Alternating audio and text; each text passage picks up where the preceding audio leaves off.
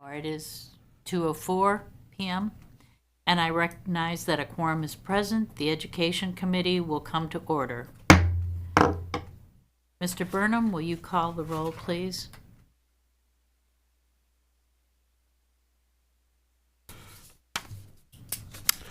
Chair Marcia Dush. Present. Chris Gonzalez. Here. Roy Rodriguez. I'm here. Members have received the minutes of the last meeting. Are there any corrections to the minutes? Hearing none, I will entertain a motion to approve the minutes as circulated.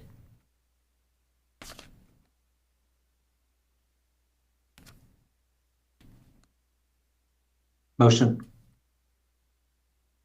Chris has motioned. Can I second if I wasn't here? Yes?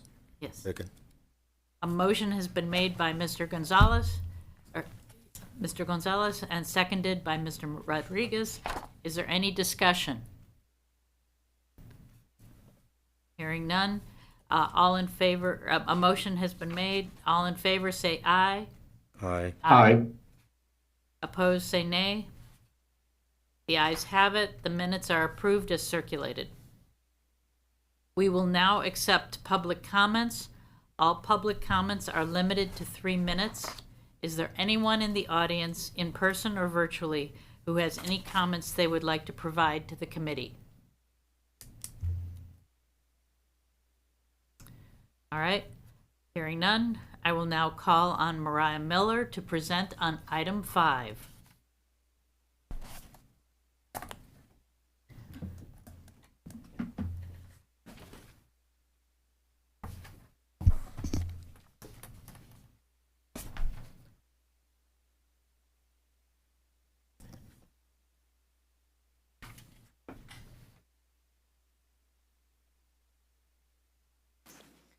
Good afternoon, members. I am Mariah Miller, Policy and Communications Manager.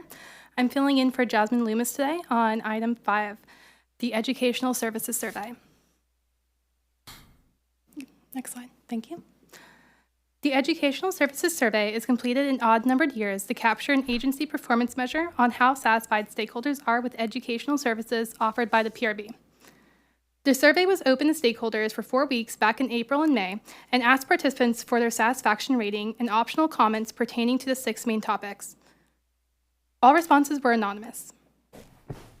The survey was sent out to 563 people, which included system administrators, trustees, staff, training providers, news clip subscribers, as well as legislative staff.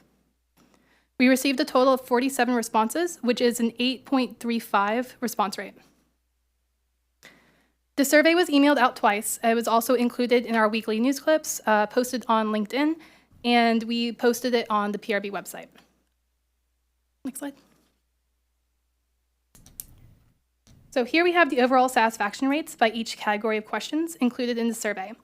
These are the 6 main topics of the survey. The overall satisfaction with the MET program is at 97%, and this category covered the usability and the courses provided on the PRB's online education website. Just to point out a few, the PRB's pension online reporting tool, which is also known as PORT, is at 100% satisfied. We focused questions on the usability of the portal. MET rule review is at 95%, and we asked questions not only about the changes made, but also about the agency's communications with stakeholders throughout the process. Next slide. On this slide, you can see the satisfaction rates for each category for the past 4 surveys. You may notice that there are only 4 categories here, and that is because the MET rule review category and the PORT category were both new for this year's survey. As you can see, satisfaction for most categories has remained high.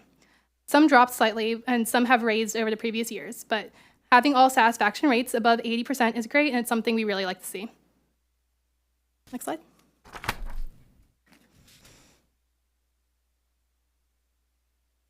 On this slide, we highlight some of the feedback we received on the various topics.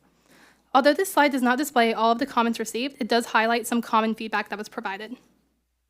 For the MET online courses, a lot of participants hope that training completed through the PRB's online website would not have to be also reported on the PRB 2000 form. So this is something that we are beginning to look into. It would involve connecting our learning management system to our database.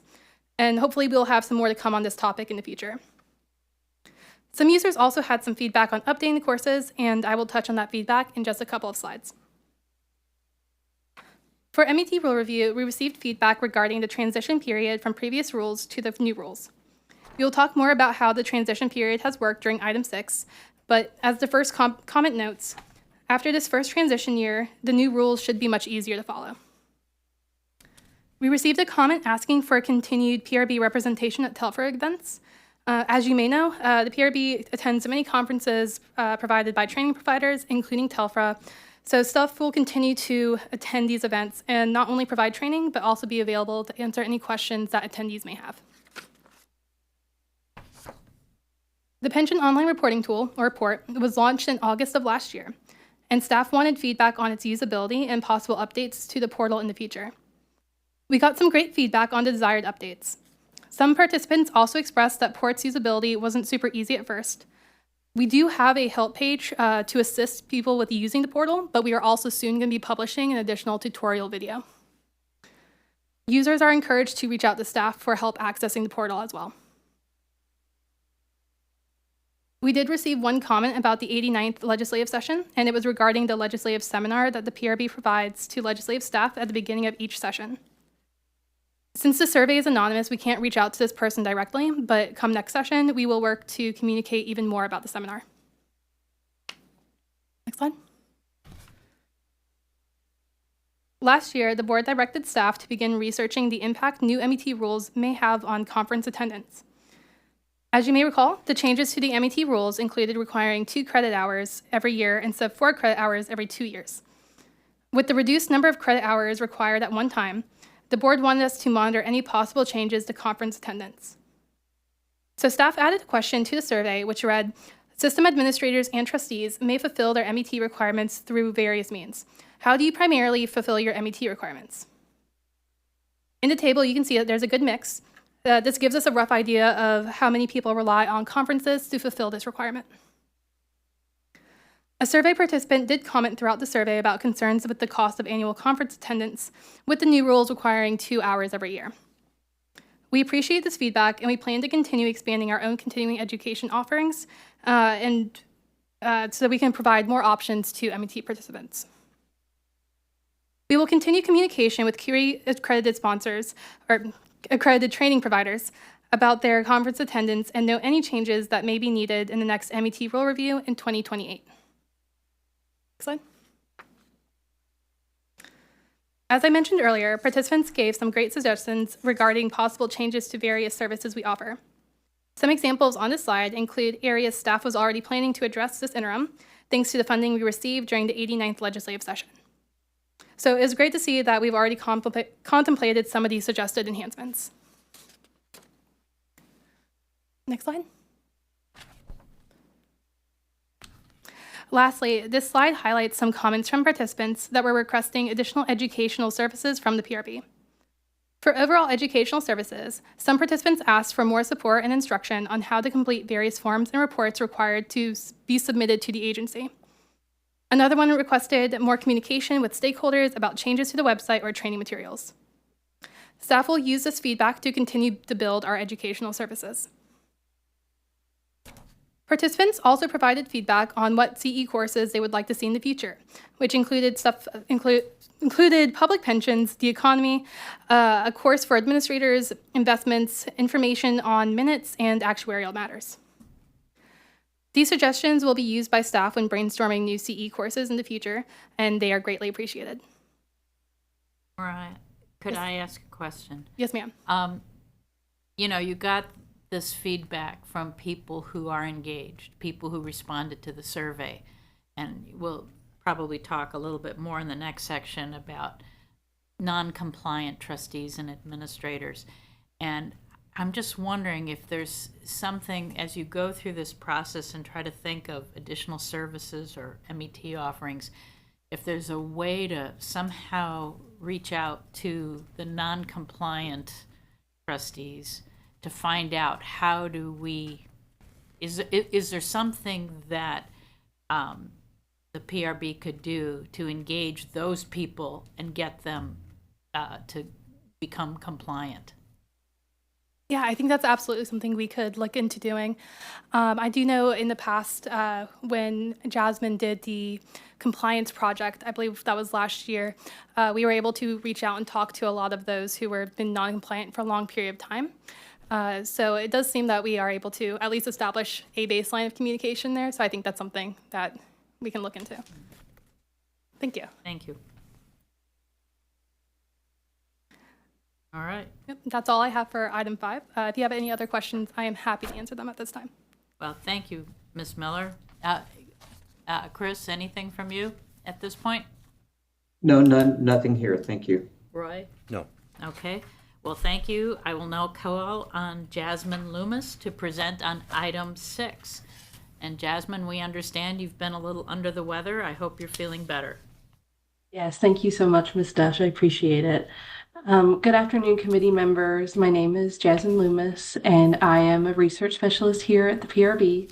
Today, I'm going to be covering item 6 regarding MET rule implementation. Next slide. Perfect. As a reminder, the PRB recently updated its MET rules, which included some big changes to MET cycles, training requirements, and MET reporting. A lot of these changes took effect in January of this year, so this is an update on how these changes are panning out with staff and stakeholders. One of the major changes was to the due dates of 2 MET forms.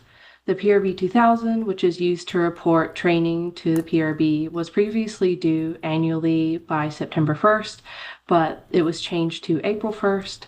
We also added an annual requirement to the PRB 150 form, which is used to report board changes, and it created a due date of April 1st, the same as the PRB 2000. The first April requirement for these forms was this year, despite the previous PRB 2000 being due September 1st, 2024. This new deadline for the forms did cause a little confusion and initially impacted systems reporting compliance for 2025. But after providing ongoing technical assistance to these systems, reporting compliance has increased, which is really great. These forms won't be due again until April 2026. Staff will be reporting on MET compliance to the board later in the year, and this report will include both a report on MET form reporting compliance for the PRB 2000 and 150, as well as a new reporting requirement for the PRB. And this new reporting requirement was added to MET rule and requires the PRB to report on trustee training compliance every year. We previously only reported that information biennially in the biennial report. So both of these MET reports will be given later in the year. Next slide. Staff have been providing ongoing training and technical assistance to stakeholders about the MET rule changes since the rules were adopted. The first training provided by staff was a virtual training in November, where stakeholders were able to learn more about the rule changes and how it would impact them, and they could ask us some questions. The virtual training was then later uploaded to the PRB website for easy reference. Staff also provided 2 presentations at 2 separate accredited training provider conferences. First, staff presented at TechSpurs here in Austin, and then virtually at the TELFRA Peer Review Conference. These presentations were similar to the virtual training and covered key changes for systems and their trustees. In all of these presentations and trainings, staff encourage systems to reach out for more individualized information regarding their systems and new rules, including requesting MET compliance reports. These reports detail what each trustee serving on their board needs to be compliant with the MET requirements. Staff saw an increase in these requests as the new rules took effect and were able to provide the information to systems. We also saw a general rise in technical assistance on the new rules, but staff anticipates technical assistance regarding MET rules to go down once the rule transition period ends at the end of this year and MET cycles are streamlined. Next slide. The technical assistance provided by staff mainly focused on how the transition to the new MET cycle works and on the new reporting deadlines for the forms, as mentioned earlier. But staff also provided an increase in technical assistance to training providers renewing their MET accreditation, which I will talk about more on the next slide. The MET program turned 10 years old in 2025, which means that training providers who were accredited in 2015 are up for their renewal. Training providers are initially accredited for a 2-year period and then 4-year periods for all future accreditations. This means that after the new rules took effect in January, many of our training providers were renewing their accreditation with the new rule requirements. The new rule requirements included requiring all core courses to be submitted for review instead of the previously required 2 courses, and requiring core accredited training providers to send core participant information to the PRB within 30 days of the event. Technical assistance provided to training providers mainly centered around the new core course requirements, with staff having to remind training providers of the new requirements, which then caused some delays in getting the renewal application. Staff have also received some questions from training providers about the new rules, including the new core participant information requirement and some other clarifying questions. But overall, the new MET rule implementation has included a lot of technical assistance with stakeholders, which was expected. With the new rules, we knew it was going to be a big adjustment for both staff and stakeholders. But as the rule transition period ends at the end of the year and staff and stakeholders get used to the new rules, things should become more seamless and streamlined. We will continue to provide technical assistance to stakeholders about the new rules and answer any of their questions. But that is all I had prepared for the committee today, and I'll be happy to answer any questions that you have. Are there any questions or discussion from the committee? Not for me, thank you. All right. Thank you, Ms. Loomis. Thank you. All right. At this point, the next Education Committee meeting date is yet to be determined. The next Pension Review Board meeting will be September 25th at 10 a.m. with the location to be determined. If there is no further business and no objection, I move to adjourn this meeting. Thank you, Ms. Chair. The meeting is adjourned.